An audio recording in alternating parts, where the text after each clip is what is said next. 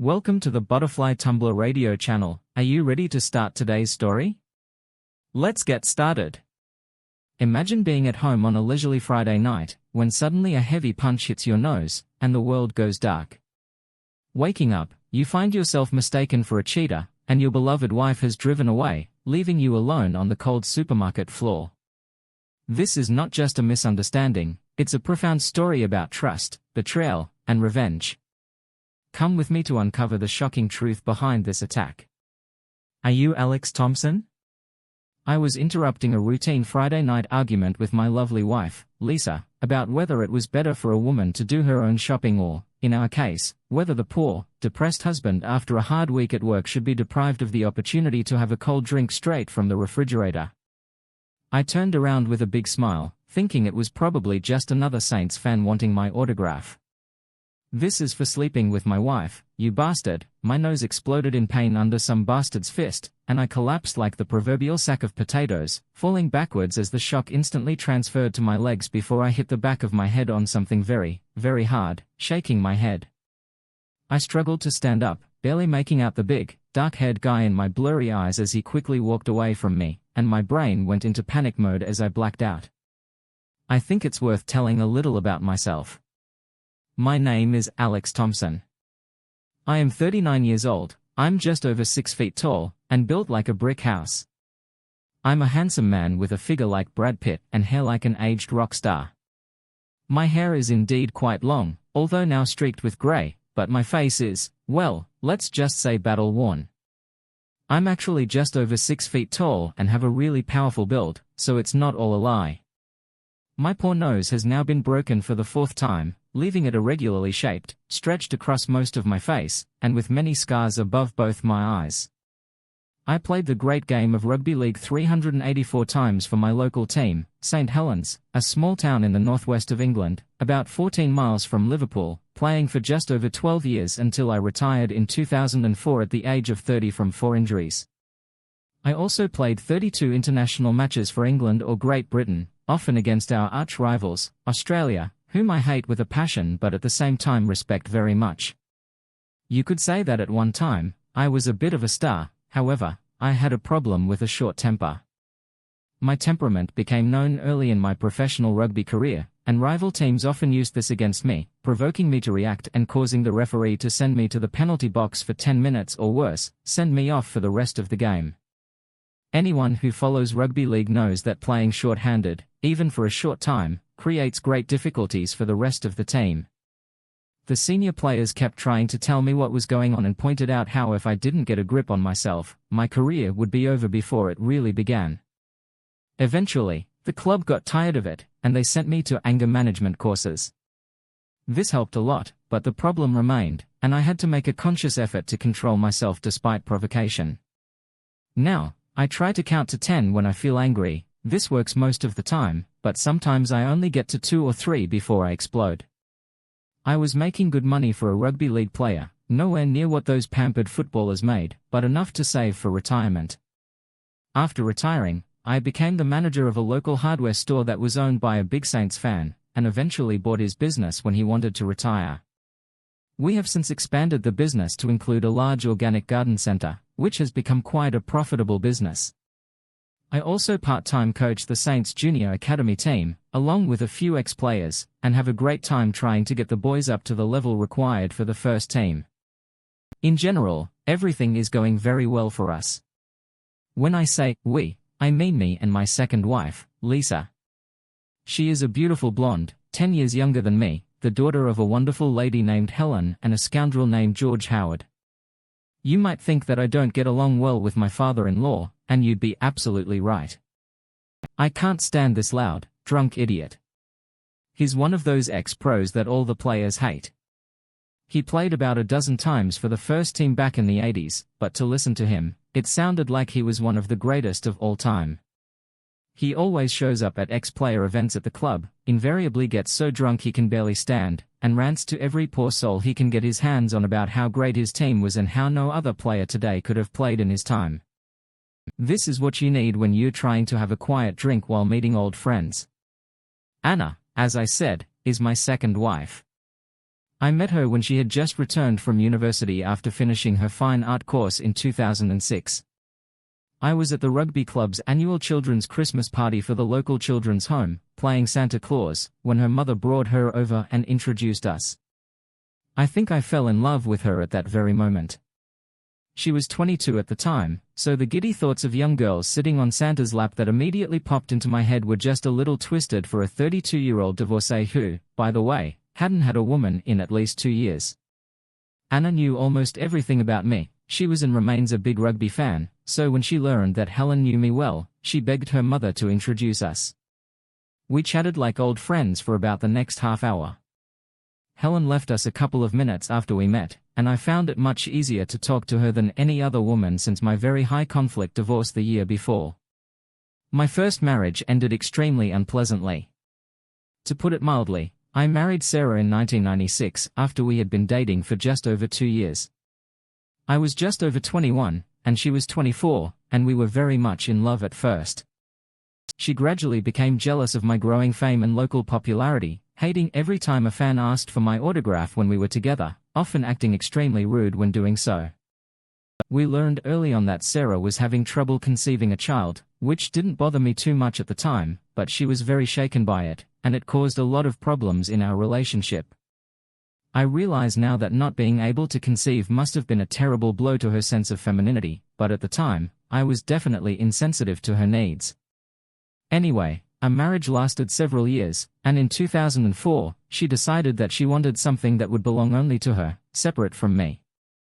She had always loved drawing and painting since childhood, so she enrolled in an art course at a local evening college. There, she met that Cockney jerk, as he quickly became known in our family circle.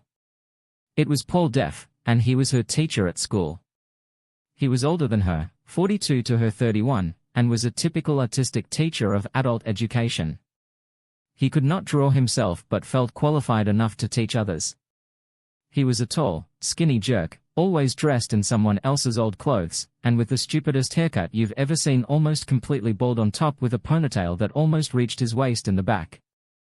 Imagine what a complete idiot. Over the next few months, he began taking her out for drinks after class, and it appears these quick drinks turned into a full-blown affair. She started dating him while I was away at games, and I imagine they had a lot of sex. All this became clear during the divorce. He finally convinced her that she was too intellectual and smart to be with me, a Neanderthal, and she would be much better off with him. It all came to a head when she bluntly announced to me at home one Sunday evening that she had fallen in love with someone else, wanted a divorce, and wanted half of everything we had. She moved in with him that night.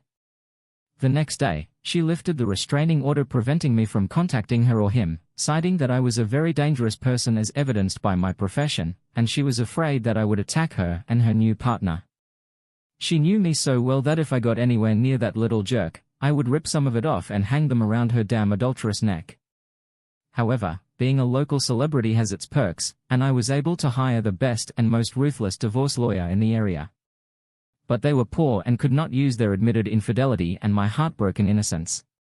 My shark lady lawyer took them to the dry cleaners, proving to the court that my wife abandoned our marriage to commit adultery with someone who should, as a teacher, be above reproach.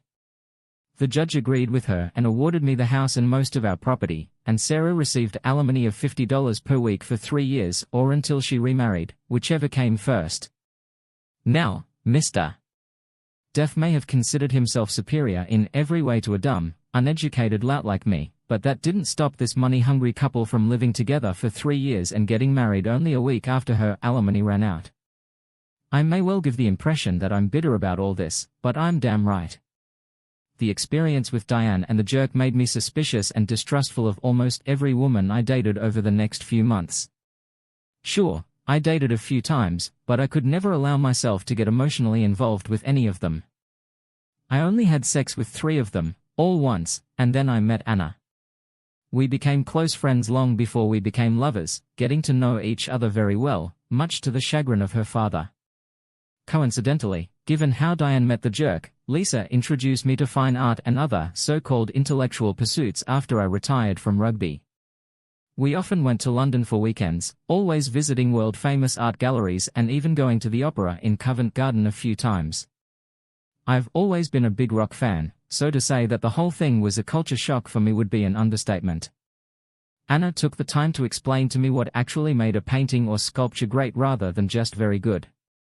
She really loves her art, but unlike the prick, she knows she is not talented enough as an artist herself and now works as an art historian and curator at the Tate Gallery in Liverpool. We were actually friends for 3 years before we became lovers, although I already knew months ago that I was deeply in love with her.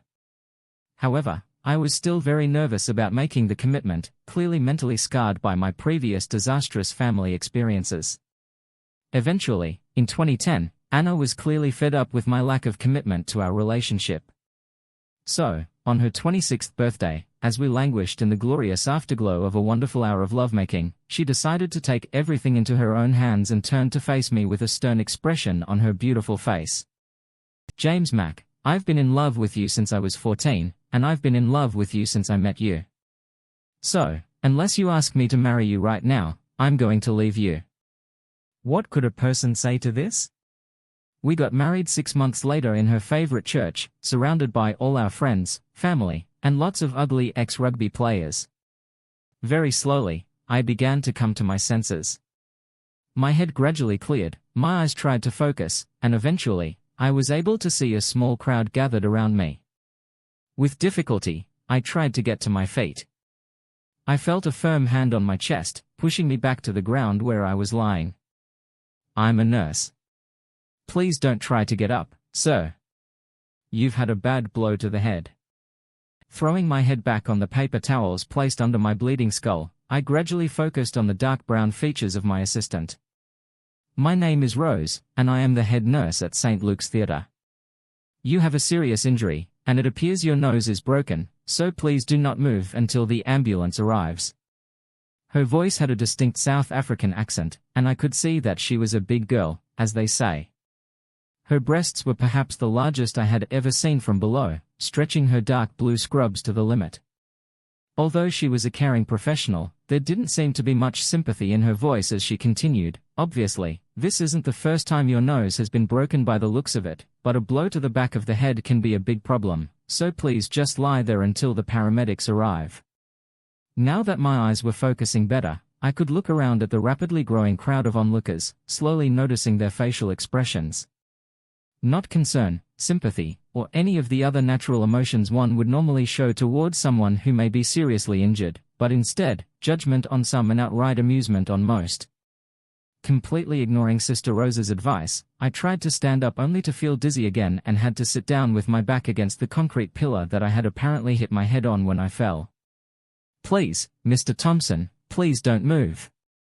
Your head could have been seriously injured." Feeling that something was wrong with the good sister, I asked her quietly, "Where is my wife?" "Where is Lisa?" "You mean the blonde?" After getting knocked down by another person, she loaded all her shopping into the car and sped out of here like a bat out of hell. "Why?" she said, giving me a stern disapproving look, looking around at the other onlookers. "Actually, yes," she said a lot and screamed even more. Completely stunned, I asked, "She was screaming what? Why didn't she stay to help me?" "She's called you a lot of wrong names, Mr. Mindy Thompson, most of which I would never use, but she doesn't seem to approve of the idea of you sleeping with someone else's wife, and if I may say so, Mr. Bar Thompson, I totally agree with her. Unfaithful husbands deserve to have their noses broken, but I never cheated on her," I muttered, trying to understand what was going on. "Excuse me, what did you say, Mr. Gushy Thompson?" the kind sister asked, leaning towards me to hear me better. "I said I never cheated on her. I would never do that. She knows I couldn't, Mr. Kai Thompson. I saw and heard everything, and I certainly don't think another gentleman would hit you like that without a good reason," objected the reproachful Sister Rose. I've now become quite annoyed at what seems to be a complete misunderstanding. I have no idea who he is, let alone who his wife is, and I'm telling you, I've never slept with another man's wife, I almost shouted with indignation. By that time, Mr. Thompson, there is absolutely no need to swear like that. Please refrain from using such language, Sister Rose said, reprimanding me. Sorry, sister, I just can't figure out what just happened here, I replied, being duly reprimanded by my savior angel. While most of the rapidly growing crowd laughed at my discomfort, the first witnesses informed the new arrivals about what was happening. I don't think I'm the one you need to convince, Mr. Mac, but I don't think you'll be sleeping with your own wife anytime soon either, and that's how I ended up in the emergency department of St. Luke's General Hospital at 11:45 p.m. on a Friday night. Sister Rose very kindly told the arriving paramedics what happened as they loaded me into the ambulance. Of course, one of them turned out to be a mock Australian bastard, Lance, who spent the entire trip mocking the big international rugby league player who was knocked out with one blow, telling me it was long overdue for what I had done to Aussie heroes in the past. The idiot even took a photo of my bloody face on his mobile phone to send to his friends back home in good old Australia. His colleague was no better. She was a sweet young lady who clearly did not approve of cheating husbands, making it obvious that she shared Sister Rose's opinion. She must have gotten her turn to install the 4 that the medics have to insert as part of the procedure, and she clearly took advantage of it. What the hell happened to all the caring professionals our health service is supposed to be? I'm sure they used a dull needle because it hurt like hell when she put that stuff in.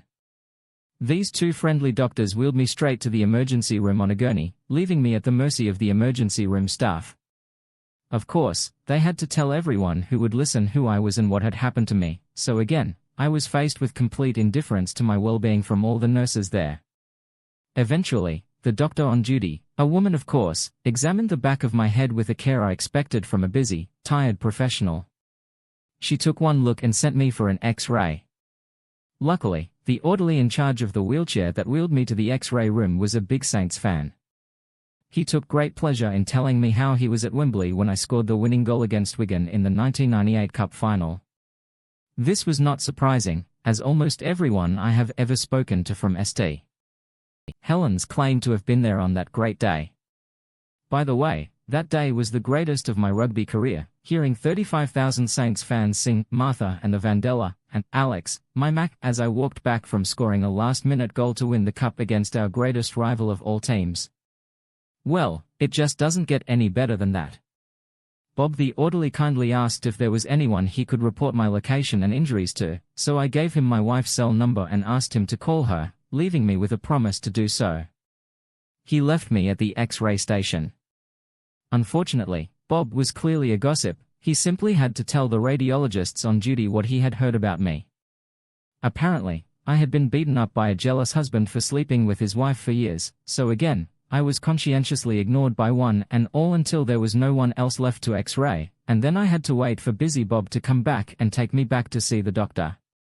He eventually came back for me, took me back to the emergency room, and dropped me off in the waiting room. All the way back, he insisted on talking about rugby, barely letting me get a word in until his voice echoed in my throbbing head. As he was leaving, he suddenly remembered what I had asked him to do for me and said loud enough for everyone in the waiting room to hear, "By the way, Alex, I called your wife as you asked." She said, and I quote, "Let that cheater rot in hell for all I care." Here I am, sitting in the middle of a very busy, crowded emergency room, waiting for the doctor on duty to take the time to examine me and hopefully stitch up my wounds and send me home.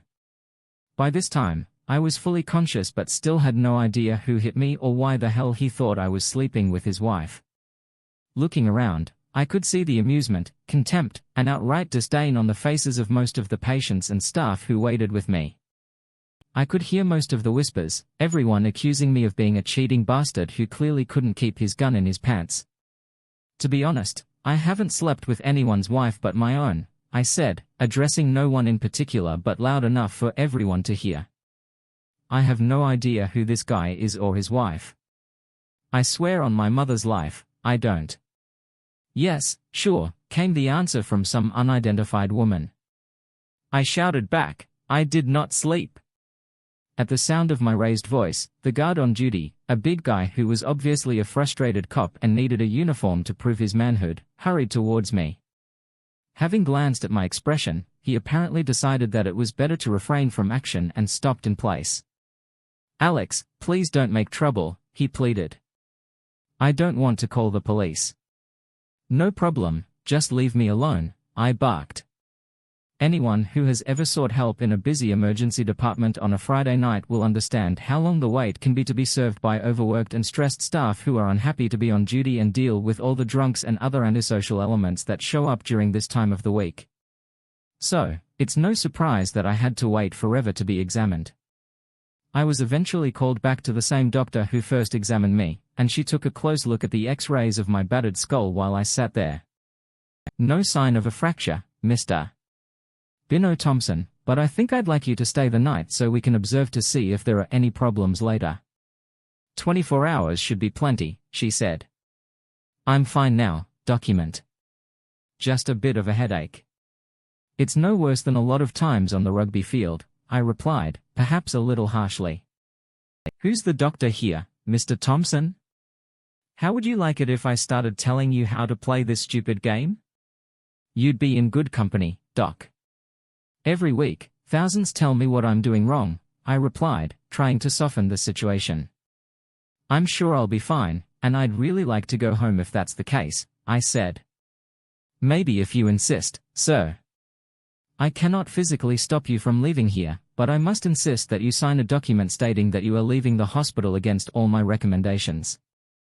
Obviously, you know much more about the possible consequences of a serious blow to the head than a simple, experienced emergency doctor who studied at the university for 6 years and has been working in this department for the last 5 years. Turning and picking up a medical razor, she continued her moralizing tone, you are, of course, a highly skilled amateur who apparently knows much better how thick your skull is and how little harm a gentle collision between a human skull and a concrete pillar can cause. Sensing that her patient might be wearing thin, I decided it would be best to keep my mouth shut while she shaved an unreasonably large patch of hair at the back of my head to stitch me up. Here are 7 stitches, Mr. Bid Thompson. I'm sure you know the procedure. They should dissolve in about a week and will leave you with another good scar to add to your collection. Please see your doctor next week to make sure it doesn't get infected in the wound, and I must emphasize how important this is, despite your excellent knowledge of these matters. If you experience any dizziness or changes in vision, return here immediately. Turning away from me and putting away the needle equipment, she continued, I also suggest that you avoid encounters with jealous husbands in the future, Mr. Pam McKay. Damn it, DOC, I haven't slept with anyone's wife. It's all a big misunderstanding.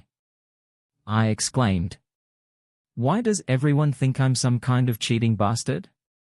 As they say, if the hat fits, now please, if you insist on leaving, do so. We are extremely busy here. By then, it was 1:30 a.m.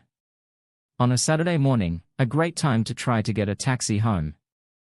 I tried calling in on her mobile and also on her home phone, and since my parents were on vacation, a taxi was the only option. Finally, at about 2:45 a.m., my ride home finally arrived.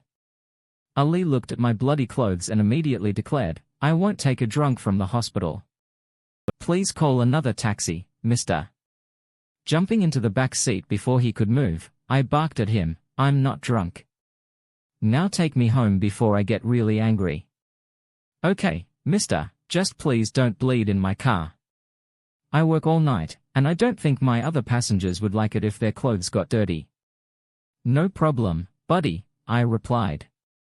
Half an hour later, we arrived at my house. After I got out of the taxi and he drove away, I noticed for the first time that my car was parked in the driveway, and Anna's SUV was missing. This meant that she had at least returned home and put away her shopping. As I walked around my locked car, I slowly realized that I was locked out of not only my house but also my car, and I had no keys to get in. Of course, what any calm, rational, clear-thinking man with a broken nose and 7 stitches in the back of his head would do under the circumstances, I broke the door. Before I even made it to the bedroom, the powerful painkillers they gave me immediately knocked me out, and I fell asleep on the couch. However, I remember thinking at that moment that someone would pay for all this before I fell asleep. I woke up a little after 10 a.m. on Saturday morning, feeling like absolute crap. My head hurt, my nose seemed the size of a small mountain, and the lump on the back of my head, well, let's just say it was very painful. I dragged myself to the bathroom and completed my morning routine. Surprisingly, I had the usual morning excitement, but getting help while sitting like a woman solved that little problem.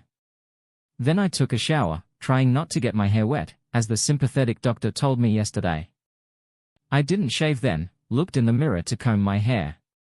Damn, what a view! My nose was covered with a stupid bandage that stretched across both cheeks, and my eyes were as black as a damn panda's. After getting dressed, I threw the bloody t-shirt I'd worn the night before in the trash, threw my jeans in the laundry basket, and then made myself a cup of coffee. I thought I knew exactly where she might have gone, so the first thing I decided to do was fix the front door. She had been the object of all my frustrations and anger earlier and didn't look her best hanging on its hinges with a broken lock and door frame. I called Ethan, my assistant manager at work and probably my best friend in the world, and asked him to bring a new door frame and lock as soon as possible, refusing to explain when he asked why I needed a new door so urgently and telling him to keep it to himself. A couple of hours later, we had the new door installed, and Ethan left with strict instructions not to tell anyone anything. He tried a couple of times to find out why I was walking like a bear with a sore butt, why my face and head were in such a state, and what happened to the door. The first time he asked, I muttered that it was none of his business. Then, when he asked again a little later, he received a rude answer from me and was not very politely informed not to pry. Resisting the temptation to mention that I would probably be better off not prying, he helped me install the new door before returning to work, taking away all the remnants of my unwarranted attack on the door. By this time, it was after 3 p.m. and I really needed to contact Lisa and explain that it had all been a misunderstanding and convince her to come home to care for her unjustly injured husband. I was right, she went to her parents' house. Her SUV was in the driveway when I pulled up, so I parked behind it to keep her from driving away again. I hurried up the path, rang the doorbell, and waited to see who would answer. A few seconds later, Helen, my beautiful mother-in-law, opened the door to a crack, having first installed a security chain, and looked out through the narrow crack. She shuddered when she saw the state I was in, and the expression of sympathy on her face quickly changed to an expression of stern disapproval. "James, how could you?" she asked, still not letting me into the house. "How could you change Lisa in this way? I thought you were better than this." Helen always used my full name when I seriously messed up, so I kept a calm and quiet tone as I responded, "Helen, I never cheated on Sarah, despite what she put me through, and I would never cheat on Lisa. Honestly, please let me in so I can talk to her and explain everything." "No, James, she doesn't want to talk to you right now. She's furious. She thought you were the love of her life, and she's so disappointed in you." "I know it looks bad, Helen, but I really don't know who this guy is or who his damn wife is. Let me explain this to Anna, please let me try to convince her to at least listen to you. James, I definitely want to believe you. I love you like my own son, and it would break my heart, not to mention ANS, if all of this turned out to be true." She closed the door again in my face and walked deeper into the house. I hoped it was to persuade Lisa to let me talk to her. A couple of minutes later, the door was chained open again, and there was the face of my cocky father-in-law. "I always knew you were a scoundrel, you arrogant jerk. I should never have let my daughter marry you," he blurted out at me, protected by the door count. "Count yourself lucky that I'm not 20 years younger, otherwise, I would give you the rebuff you deserve, you traitor." This was too much. I wasn't going to put up with such disgusting behavior from a jerk like him. My anger quickly grew until I shouted back, "You disgusting. Firstly, never in your wildest fantasies could you fight me back, as you so colorfully expressed it, and in secondly, I never cheated." This definitely didn't go to plan, I thought as the door slammed in my face. I saw Helen looking at me from the living room window, so I walked over and beckoned her to open it. She did as I asked, opening the window slightly, just enough so that I could hear her. "Please go away, Alex. Let me work on this. There's no chance she'll want to talk to you while you and her dad are here together," she said. "Okay, Helen. I'll go away for a while. I still don't trust myself around this jerk, but please tell her what I said. I'll call her in a short time and try to talk to her, if that's okay. I'll try to convince her to talk to you, Alex, although I can't promise anything. Her father is insisting that she divorce you and get rid of you for good, but leave it to me.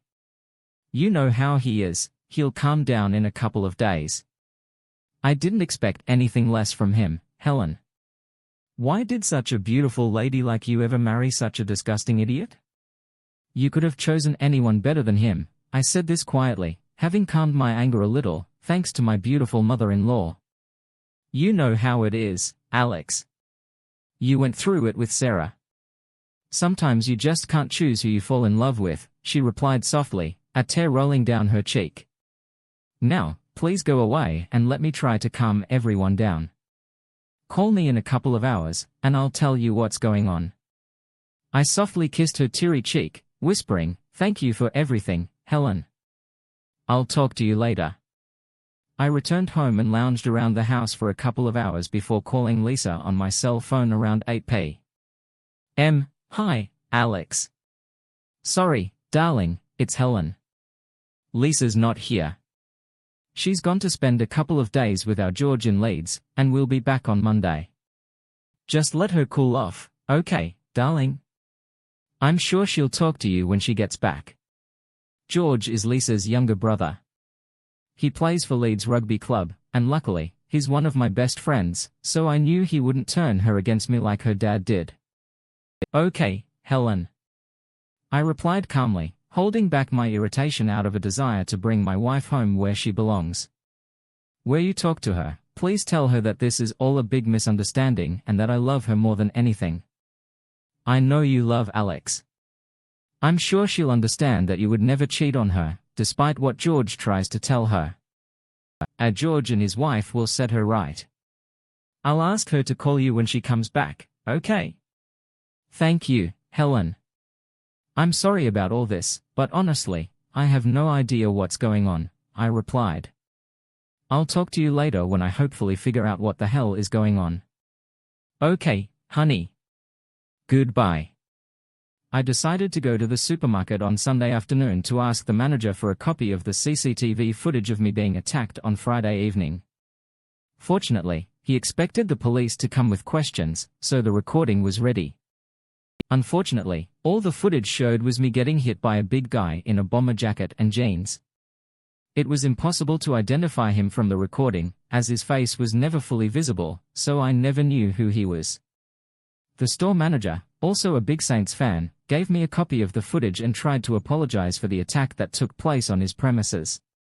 I explained that the only person to blame was the one who hit me and that the store manager was absolutely not to blame for anything. I then went home and minded my own business, trying to figure out who might actually be behind the attack.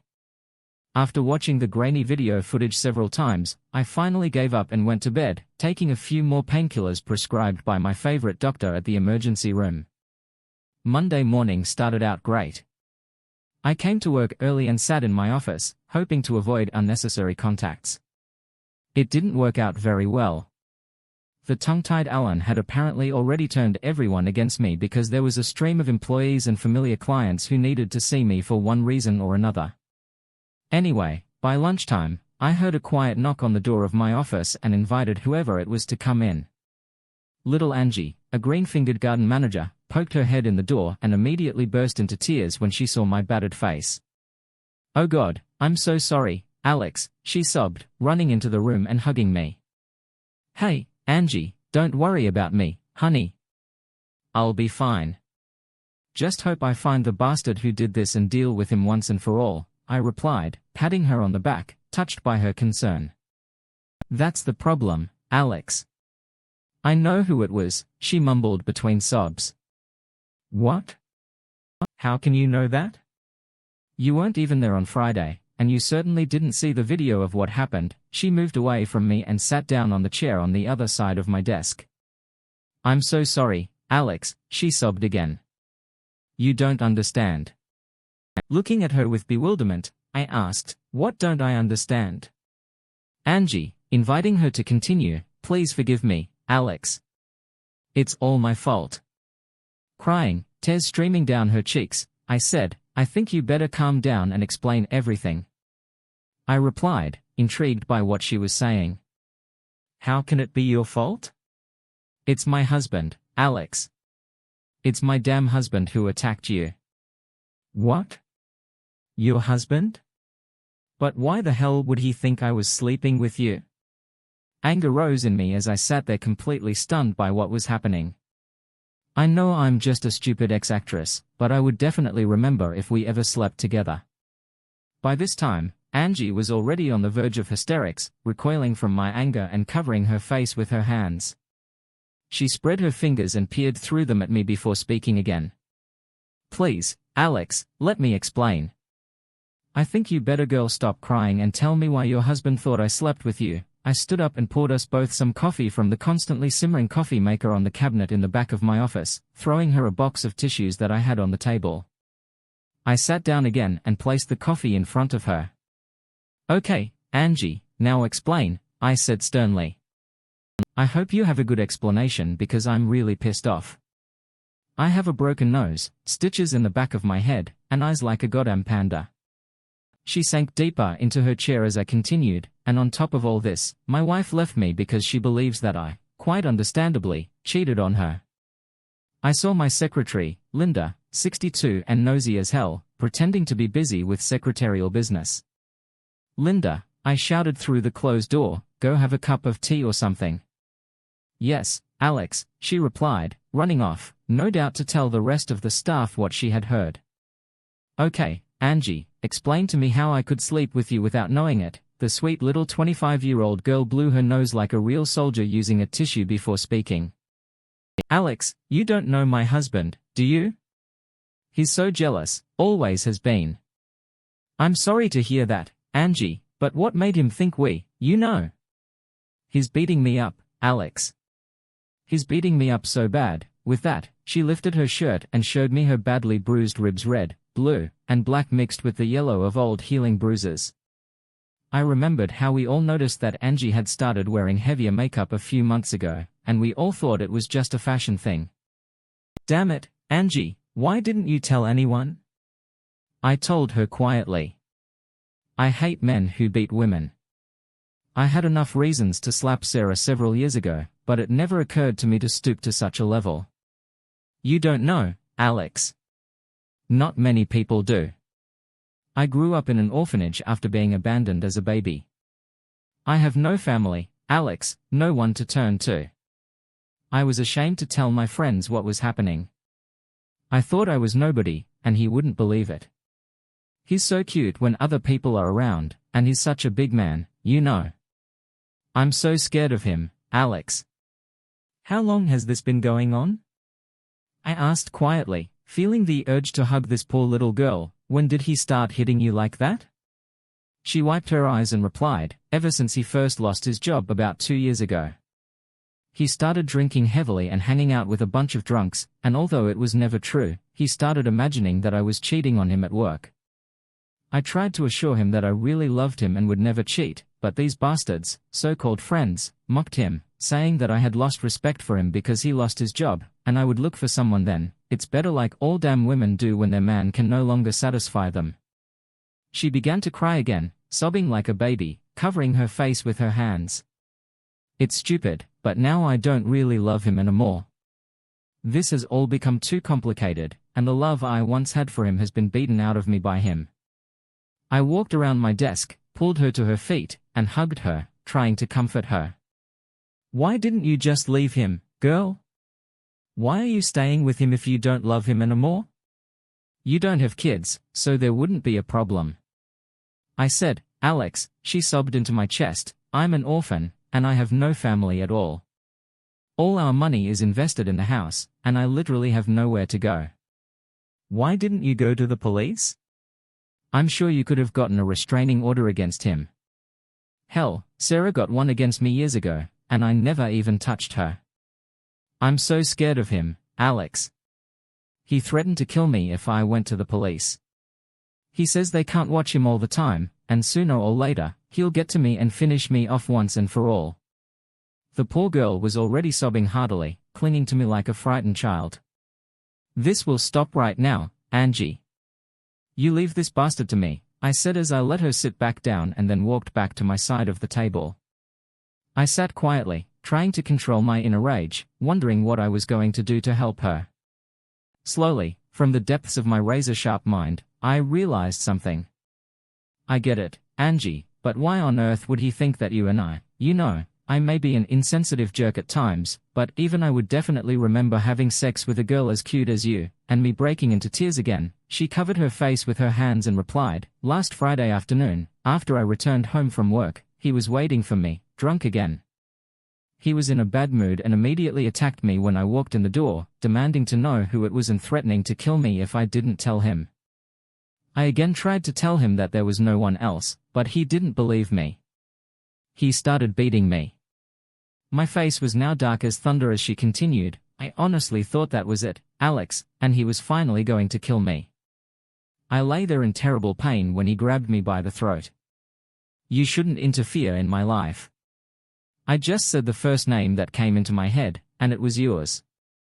I'm so sorry, Alex." She cried into her heaving chest, and now I began to understand all this. This no-good prick must have followed Lisa and me to the supermarket on Friday night. Well, he's damn sure he'll pay not only for breaking my nose and making my wife believe I was forcing myself on her, but for what that wife-beating bastard did to the distraught little lady sitting in front of me.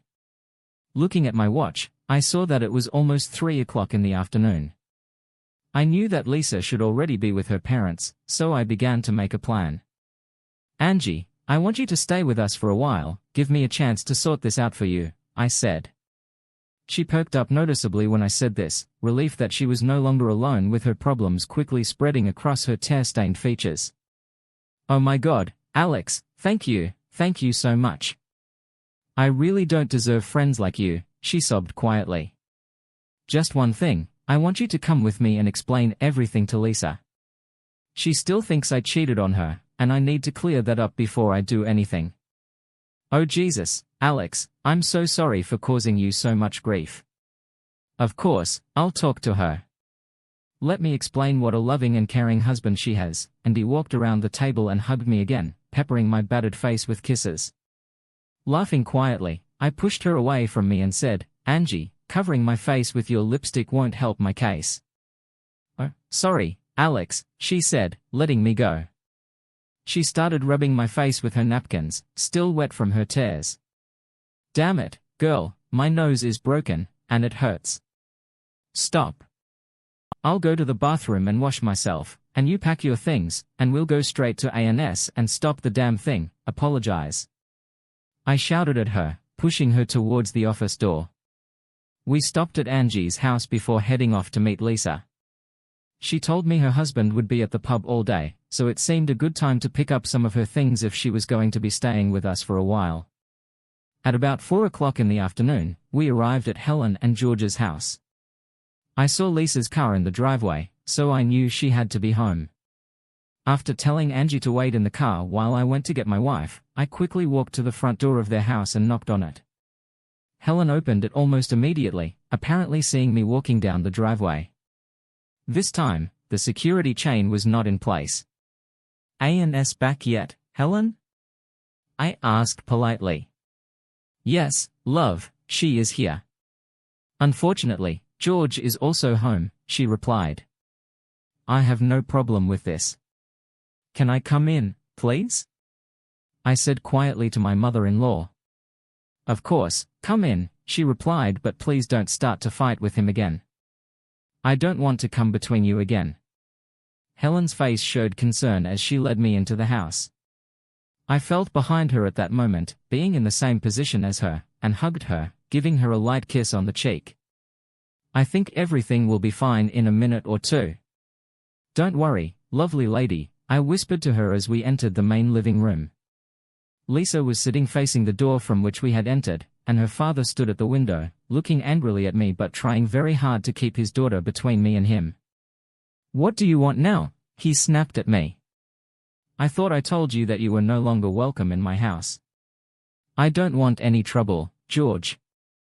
I just want to talk to my wife," I said quietly but firmly, emphasizing mine. "She doesn't want to talk to you now. Leave before I throw you out," he responded, moving even further behind his daughter. "Oh my gosh, Dad," Lisa screamed at her father, "how many times do I have to ask you to keep your damn nose out of my marriage?" I thought George's face was going to explode as he turned, his anger obvious to everyone. "Okay, Alex, I'm listening. Let's hear what you have to say, Lisa said, still maintaining her outward calm. Honey, I tried to tell you that it was a misunderstanding, and now I have proof. Please come out to my car, and let's discuss this in private, I told her softly, trying not to anger her further. Then her father tried to intervene again, pulling her towards him as he shouted at me, "Just get out of here. Lisa doesn't want to talk." "What's that bird in your car?" "You've got nothing to do with you, she has nothing to do with you," I responded calmly, ignoring the provocation and remembering my anger management techniques that I had been taught many years ago. Lisa jumped up from her seat and hurried to her father, looking out the window and then looking at me. "Is that her? Is that the one you had behind my back? And she's not like that at all. Now, please come outside and talk to us," I said, still maintaining my outward calm. "Let me explain to you what is happening." Her father tried to intervene again, pulling her towards him and shouting at me, "Just get away from us. She doesn't want to talk to you or your dam." That's all. I couldn't count to 10. I quickly closed the distance between me and my wife. Her father recoiled from my advance, "And you're doing a damn good job of walking outside with me right now," I said forcefully, grabbing her hand tightly, taking her in my arms like a little doll. I began to leave the room. Helen stood and watched all this, a mixture of sadness and fear on her face. "Don't worry, Helen. You know that I will never harm your daughter, no matter what happens," I said, smiling as I walked past my concerned mother-in-law, heading towards the front door. Before leaving the house, I quickly headed to my car, with Lisa beating my chest with her small fists and her legs kicking madly as I carried her to the passenger seat of the car. Gently placing her feet on the ground, I kissed her forehead, gently opened the car door, and firmly made her sit in the front seat next to her. Angie was now sitting directly behind my wife as I closed the door on my wife. I said quietly and as gently as I could, "Just listen to her and let her explain. I'm sure you'll understand in a minute or two." I then leaned against the closed door, completely preventing Anna from escaping. After a few minutes of my wife's muffled screams, everything went quiet, and I saw Angie crying again as she apparently began to tell my wife her story. I stood there for about 20 minutes or so, grinning back at my idiot father-in-law who was glaring and gesturing at me from the safety of his home. When a police car came around the corner, their blues and twos were in full swing, making them quite difficult to ignore. Squealing to a stop in the path of my car, PC Fruit jumped out of the driver's seat and ran around the front of their jam jar, pulling out and extending his riot stick as he did just that. "Hold on, dude," he shouted, crouching in a position that was obviously meant to be intimidating. "Now lie face down on the floor and stretch out your arms and legs." I was about to tell him exactly where to put my stick and explain that I would never willingly expose my ass to such an obvious shirt man like him when his friend approached from the other side of their car. "Hey, Kevin, don't you know anything? You're talking to Alex me Mac. If you don't want to spend the next few days spitting tea out of your dumb ass, I suggest you put your stick away, and we'll politely ask him what's going on, okay?" Intentionally putting himself between me and the kid with the acne, PC Sensible walked up to me and asked, "What's going on, Alex?" "We just received a report of an attempted kidnapping of some guy's little daughter at this address." "You don't know anything about this, do you?" I immediately looked over at my in-law's house and saw idiot George smirking at me as he watched the drama unfold. Taking a deep breath and counting to 10, I explained to Emilamy as quickly and thoroughly as I could. He listened attentively without even taking any notes, leaning against the car with me. His body left us on the instructions of Emilamy on the radio so that their screens would be sorted out without any problems.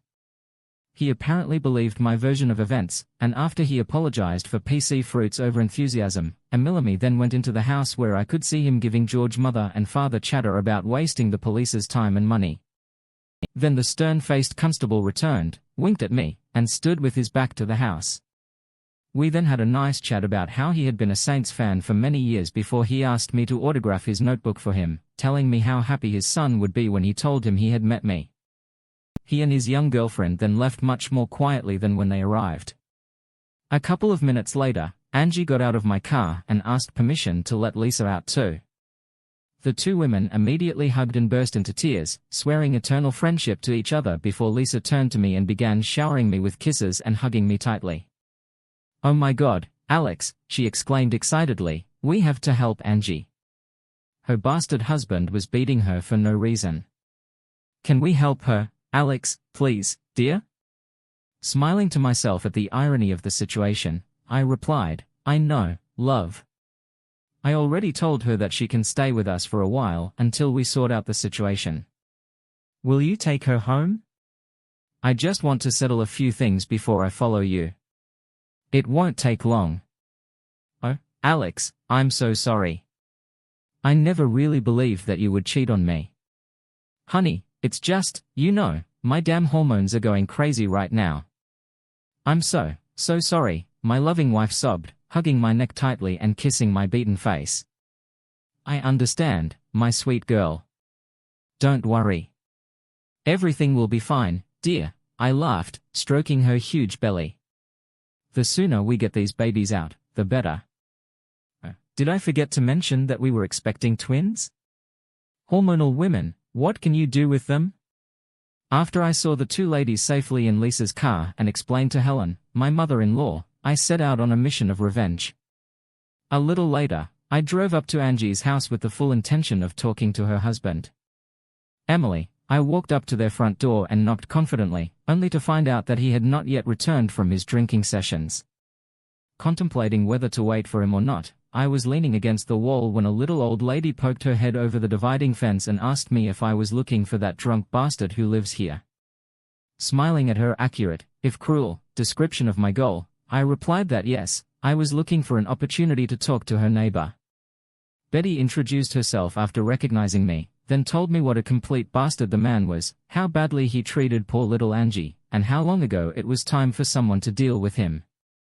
I laughed with her and assured her that he would get what he deserved and asked if she knew where he might be. "Don't worry about finding him, honey. He just got out of the taxi," she answered, pointing to the end of the driveway. "Okay, Betty, maybe you should call the police in a few minutes if you'd be so kind," I informed her as I stood up to face the approach of someone who was looking at me suspiciously as they walked up the garden path. "I hope you get your revenge on that idiot, Alex. Give him some from me too if you can," my new friend laughed as she left for her house. I turned to look at Angie's husband as he stopped a few feet away from me. My God, he was a big bastard, at least 6 feet 4 inches tall, probably 18 or 19 stone in weight. Luckily, he looked out of shape and, of course, was drunk. "What the hell do you want, bastard?" he hissed at me. "Haven't you played enough last time? A big star, yeah, one hit was enough to knock you out. They say you must be some kind of tough guy." What a laugh.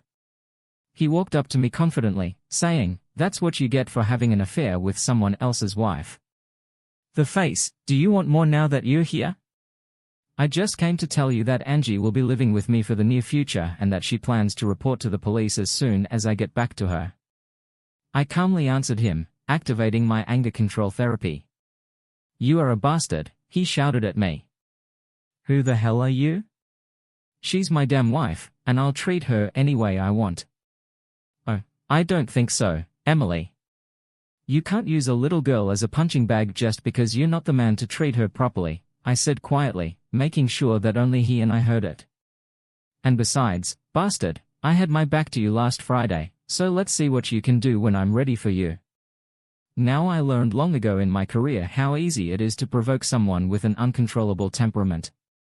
Hell, it's happened to me dozens of times, so I had no problem getting this drunken bully to react exactly the way I wanted. "Come on, big guy, let's see how you can handle a real man, not a little woman. Your Angie likes real men, Emily, you damn bastard," he shouted and suddenly rushed at me. "I'll show you who the real man is here, you bastard." He came at me like a mad bull, swinging a huge circular punch with his right hand. Easily entering the intended blow, I hit him as hard as possible deep under the ribs. Gasping, he tried again, this time a direct blow with his left hand to the bridge of his nose, stopped him in his tracks. Then I threw a perfect right hook to the side of his face, and that was enough. He fell like a shot, face down on the lawn. "I thought you said you were a tough guy," I snorted, laughing at him, relaxing. "Well done, Alex." Betty returned to the fence this time with the iPhone in her face. I caught it all on camera. Boy, I saw him attack you first, and you had to defend yourself. Thanks, Betty, I said. I think this will come in handy when the police come. Then I started walking down the path to my car, rubbing my knuckles. Suddenly someone shouted, "Careful, Alex." When you play team contact sports, you usually learn a lot about spatial awareness. You always know exactly what is happening around you. As it turns out, this has always been one of my greatest strengths in my rugby career. I always somehow sensed when I was about to be attacked from the rear and could make the appropriate maneuvers to try to avoid it. So, I felt rather than heard this big bleeding goon running after me from behind. Instead of trying to turn around and face him, I quickly leaned forward at the waist as he tried to hit me from behind. He rolled over my back, unable to stop due to his momentum. The garden shovel he had raised to attack me flew out of his hands as he tried to prevent himself from falling face first onto the concrete path. Oh, there he was, in front of me on his hands and knees, gasping for breath, trying to get up. His big fat ass was sticking up like some huge beast waiting to be mounted. I mean, how could I resist? It was too tempting a goal. I was never a hitter in my playing days, but that doesn't mean I couldn't kick a ball a long distance. I took careful aim and hit him as hard as I could right between his raised thighs. Thinking to myself that this punch probably couldn't be considered self-defense, I turned to Betty and said, "It might be better if we didn't have video of this." "Don't worry, honey," she laughed and winked at me. "I'm not very good at using the damn thing anyway. My daughter insisted I buy it in case of an emergency." The damn camera must have turned off right after that. How he tried to attack you with a shovel, leaving Betty to taunt the weeping wreck on the ground. I slowly walked down the stairs towards the two policemen approaching me from the end of the driveway. "Hello again, Alex. Are you in trouble?" Emilimi and his spotted partner answered Betty's call. "I see you had a conversation with Big Emily." "No problem, Emilimi. I just came to tell him that his wife left him and is going to go to the police about the constant beatings, and he seems to want to kill the messenger. Young Betty up there got it all on video, and I'm sure there will be enough witnesses here to corroborate my story," I said, pointing at the interested onlookers. "Okay, buddy. Looks like he's going to need the hospital, so we'll call an ambulance for him. If you don't mind giving us a statement about what happened." Officer Emilimi told his young colleague to call for an ambulance, and he and I sat in the back of his police car while I told him what happened from the beginning. He said that I would need to go to the station to give a formal statement and that it might be worth considering charging Big Emily with assault since there was video of his initial attack on me, and given Betty's video and the testimony of all the witnesses, he has a good chance of ending up behind bars for a long time. I drove home to our house to meet two very attentive women. Angie was just grateful to have a safe place to stay, while my little fat hormonal wife, Lisa, went out of her way to show how sorry she was for ever doubting me. I explained to both of them that Emily Grimley was now in custody, that he was in the hospital under police guard, and that she no longer had anything to worry about. After a nice fish and chips dinner, Angie retired to our guest room for the night, hoping for her first good night's sleep in a long time, while my wife and I chatted on the sofa, snuggled up together as always. "I'm truly sorry, my dear," she said softly. "I should never have doubted you. I know it's all over you, fool. Just forget about it, and don't be nervous." Playfully, I reproached, "Yes, I know, but if there is anything I can do to make it up to you." She whispered, kissing my lips softly, trying to avoid contact with my still sore nose, "Let me think. I'm sure we can come to an agreement." "Oh, yeah," she laughed. "And what do you mean, old lecher?" Turning her to face me, I placed both of my large hands on her gorgeous full buttocks and squeezed them. Emily Grimley was eventually charged with spousal abuse or some other technical term for wife beating, as well as causing bodily harm to me. He was actually in the hospital for over a week. The judge publicly thanked me in court for coming to the aid of this poor mistreated wife and said that he intended to set an example for all abusive husbands. Emily was indeed completely calm during the trial and gave his testimony in a voice at least 2 octaves higher than his original. He did beg Angie for forgiveness, blaming his problems on the loss of his job and subsequent drinking, but the judge didn't like it. He sentenced grimly to 10 to 15 years in prison with no chance of parole for at least 10 years. Angie divorced grimly fairly quickly after the trial, and since their house was rented, she had no problem leaving a bad marriage.